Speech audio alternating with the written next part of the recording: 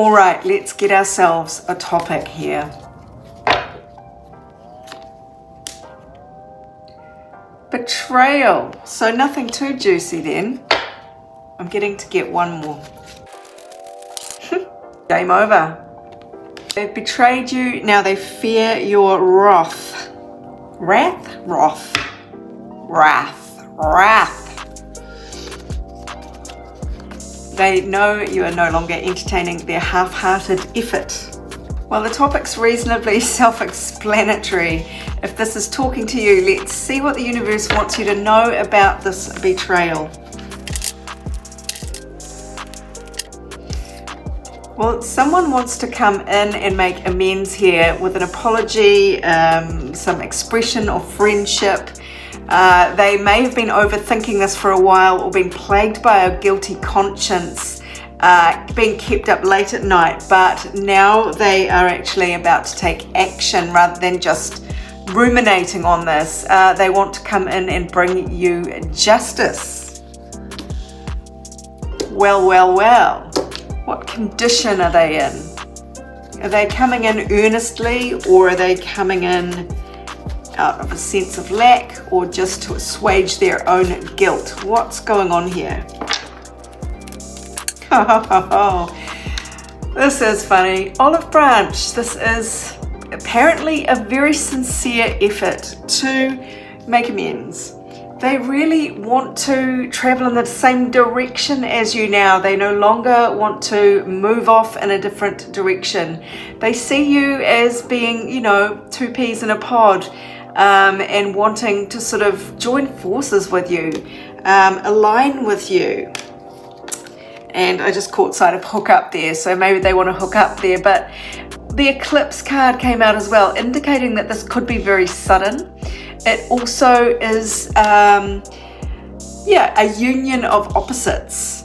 So it's a big change. It's night and day. Something's changed. Let's take another closer look at this. What's the advice here for you?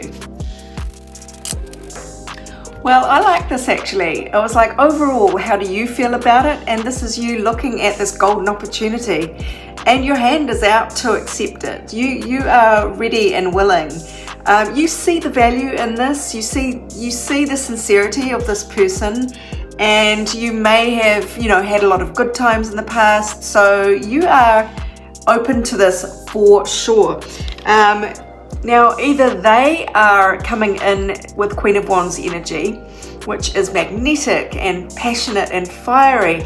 Could be Aries, Leo, Sagittarius person here in the mix. But this could be you now with a lot more magnetism and kind of a sparkling creativity and very sure of yourself, but not in a cocky way. It looks like you're ready to no longer be a single person, just kind of on your own here. So that bodes well for reconvening with someone in some kind of partnership or even a friendship. You don't really want to be on your own anymore. But there is a lot of pain here that needs to be worked through. There is a lot of water that's gone under this particular bridge. So what is the advice here? Well, sometimes look at the keywords on these cards, and sometimes I sort of don't. Indecision and flattery. So you might be a bit suspicious that there's just a lot of talk, but is there any action to back it up? Are the actions going to be different this time? We've got Venus in the 7th house though. It's only indecision because that's Libra's house, and that's what Libra is apparently known for. But Venus in the 7th house brings love to relationships, especially a one-on-one relationship. So that is actually a very good sign, despite the keyword indecision there. And flattery, well, you are going to have lovely Venus-type loving conversations, 3rd house, Gemini, with someone, with this person. And okay, the cynical among you might see it as flattery, but really it's just Venus popping up in conversations about relationships. I really only see that as a good thing. So they feel very, very connected to you. They feel like this is something very, very special. In fact, they've been researching you as best they can, maybe through your social media. So they might be kind of trying to get the lay of the land. And if they're watching this as part of a reading to tune in with you, they will be very happy to see that you seem to be willing to take a look at this offer and, receive it at the very least, and receive it quite favorably. But there is all this work to do. Let's just grab a few cards for you to finish up, for your state of mind here. What's your advice? Remember when I said that the words of love might seem to be flattery to the cynical? Well, this card says to be kind of mindful about how you are skewing what is happening to fulfill your own narratives. Your perception is your reality, and you could take someone's kind words and twist them into something negative.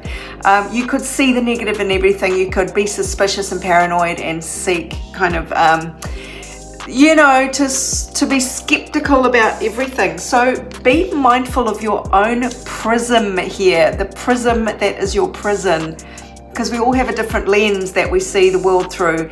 So what you expect to see is what you will see, in a way. And really, one of the ways around this is, I feel this is your advice here, to be grateful, to be open-hearted and actually take what is being said at face value without the skepticism. Sacred gratitude, reverent appreciation. So, and it says prayer there as well. So you might want to do a bit of meditation and prayer about the situation to get in touch with your true instincts, your true, your divine kind of guidance system here. But the reverent appreciation really jumped out at me, because it feels like if this person is coming back to apologize, that is a fucking scary thing to do. And listen, I think, with an open heart and open ears, and just be very appreciative of what this person is saying. It feels as though they will have gained quite a lot of self-knowledge through this time.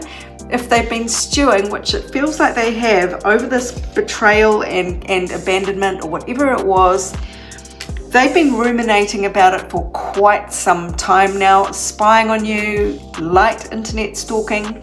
They might have been asking your friends about you. So there's sort of I'm just feeling an anxiety there. So give them the benefit of at least appreciating what they are, what it has taken to get to this stage, both in terms of their self-knowledge and in terms of having the guts to front you and to have this kind of talk. A new romantic cycle begins. Now, if you've been doing a lot of work on yourself in terms of receiving love as well, this is your cue to not get triggered. It is about adjusting your perceptions, making sure you are not talking yourself into a negative situation, because you are at the start of this new cycle. You can let old behaviors and old fears go now. So your energy to lean away from is the Three of Pentacles. And this is people who don't work well together, I think, because of a lack of trust, of jockeying for power. Just people who are not genuinely motivated to work together. So lean away from that. Lean away from trying to maintain power or, dominance in this. This has to be something that you guys build together equally. And look, lean towards success, happiness, triumph, celebration. There is reward here for hard work. There is achievement. Lean towards self-confidence and know that you deserve to be seen in a very high light. And there's energy here that is going to feed you. It's rewards coming through. So lean towards the rewards. If you want your own personal reading on this topic or any other, go to my website, abundancelovejoy.com. Meanwhile, this is Sarah wishing you much abundance, love, and joy, and good luck when this past betrayer returns to make amends.